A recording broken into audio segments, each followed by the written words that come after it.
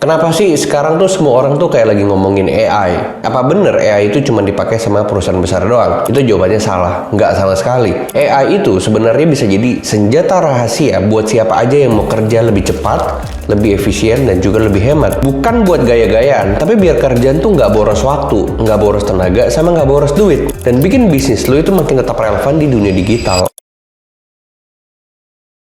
Dulu, orang tuh mikir AI cuma buat perusahaan besar doang. Sekarang, UMKM aja udah banyak yang pakai. Kenapa? Karena AI bikin bisnis lebih efisien, lebih tepat sasaran, dan juga scalable. Bayangin aja, selama ini banyak kerjaan yang bikin kita tuh kehabisan waktu cuma buat hal-hal sederhana. Kayak balas email yang sebenarnya isinya juga template. Terus nginput data juga yang gitu-gitu aja. Apalagi harus ngecek dokumen yang panjang buat cari satu informasi kecil doang. Dan AI itu bisa automate itu semua. Jadi, waktu kita tuh bisa dipakai buat hal-hal yang lebih penting. Kayak misalnya mikirin strategi, cari ide kreatif, bangun relasi bisnis, dan kegiatan-kegiatan yang bisa bikin bisnis lu makin grow. Dan menurut riset dari McKinsey, banyak perusahaan yang pakai AI itu bisa ningkatin efisiensi kerja sampai 40%. Artinya, kerjaan yang biasanya butuh 10 jam itu cuma bisa selesai dalam waktu 6 jam atau mungkin bisa lebih cepat lagi. Dan kita manusia wajar banget kalau misalnya kita bikin yang namanya kesalahan atau juga misalnya kelupaan buat follow up klien. Itu semua bisa aja kejadian. Tapi AI itu nggak kenal capek karena udah tersistem dan kemungkinan errornya itu kecil banget. Nah terus kalau kita ngomongin bisnis, ujung-ujungnya kan sebenarnya kita bicara untung sama rugi. Dan salah satu biaya terbesar itu biasanya di operasional. Apa aja coba contohnya? Mulai dari gaji karyawan, biaya lembur, maintenance, dan lain sebagainya. Dan di sini sebenarnya lo tuh makin gampang kerjain apapun. Kalau lo bisa dan ngerti cara pakai AI, banyak banget tugas yang bisa lo selesain tanpa lo harus tambah orang. Bahkan ada banyak tools AI gratis yang udah cukup powerful menurut gue buat bantu kerjaan sehari-hari. Nah sekarang gue mau nanya ke kalian, berapa lama biasanya kalian butuh waktu buat ngambil keputusan? Harus cek data ini itu, bandingin angka ini itu, belum lagi diskusi, minta opini orang lain. Nah sebenarnya AI bisa ngebantu itu semua. Dan gue masih ngeliat beberapa orang itu mereka masih skeptis dan mereka masih bener-bener nggak mau pakai yang namanya AI. Padahal AI itu bisa bantu ngasih insight data yang super kompleks dalam waktu yang sangat singkat. Jadi kita bisa ngambil keputusan yang sangat cepat dan didasari sama data yang sangat kuat. Dunia bisnis itu tuh cepat banget berubahnya. Hari ini tren A, besok udah jadi ganti tren B. Kalau kalian nggak bisa adaptasi cepat, kalian tuh udah pasti ketinggalan. AI itu bukan saingan, tapi partner kalian. Yang penting kalian tuh paham cara manfaatinnya.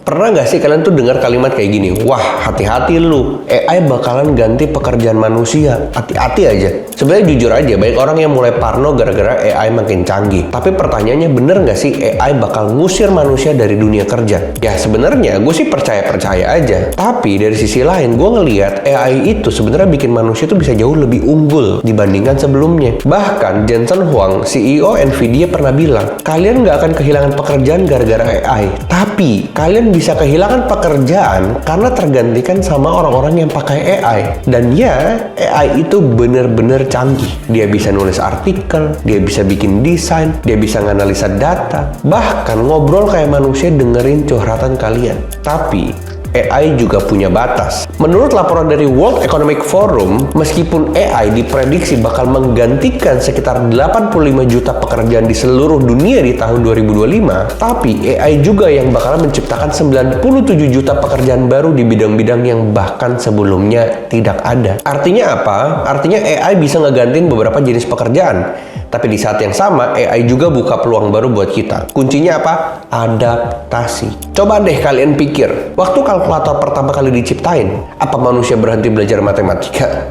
Kan enggak. Kita tetap harus belajar yang namanya hitung-hitungan. Tapi pakai kalkulator, ini ngebantu prosesnya bisa jadi jauh lebih cepat. AI juga gitu.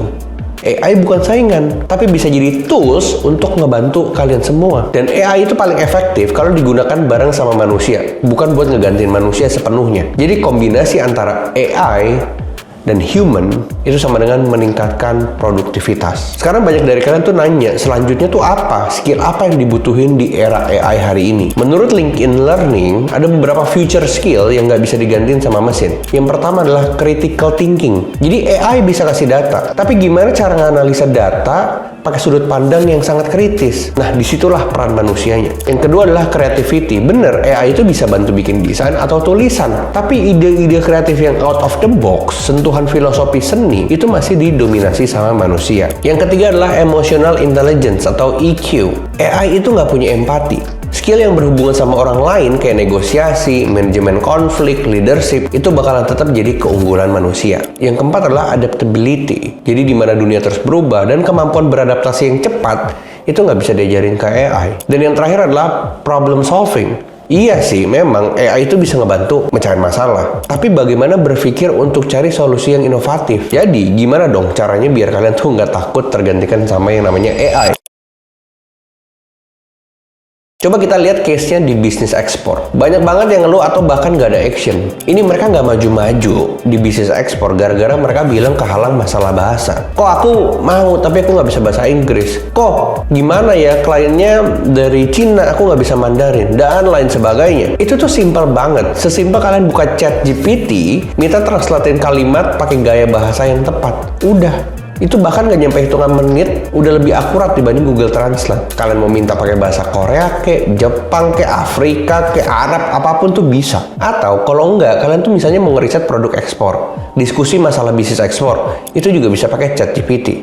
Kalian cobain. Terus ada lagi yang bilang, kok aku nggak bisa bikin website, kok aku nggak bisa bikin foto produk. Coba semuanya pakai AI. Mereka bisa bantu. Kalian tuh sebenarnya bisa pakai yang namanya Canva AI kalau buat masalah desain. Buat masalah website, foto produk, juga pasti ada toolsnya. Terlalu banyak kalau gue harus jelasin semuanya di sini. Dan ini gue kasih PR buat kalian semua ya. Kalau kalian tuh udah cari, terus kalian nemu dan bahkan udah pakai, share di kolom komentar biar teman-teman yang lain bisa tahu dan bisa pakai juga. So clear ya. Jadi gue tuh sebenarnya bahkan sampai hari ini memanfaatkan semua yang AI sudah siapkan. Jadi perkembangan bisnis gue jadi makin cepat, gue makin hebat, gue makin ngerti banyak hal, dan ini membuat orang-orang tuh yang atas makin jauh pergi ke atas, yang bawah malah nggak bisa apa-apa karena dia nggak mau belajar dan nggak ngerti cara pakainya. Dan kalau kalian suka video ini, jangan lupa like, comment, dan subscribe, share juga ke teman-teman kalian biar makin banyak yang paham apa itu AI, dan itu penting banget buat bisnis modern termasuk buat bisnis ekspor. So, why not kita nggak tumbuh bareng di dunia teknologi?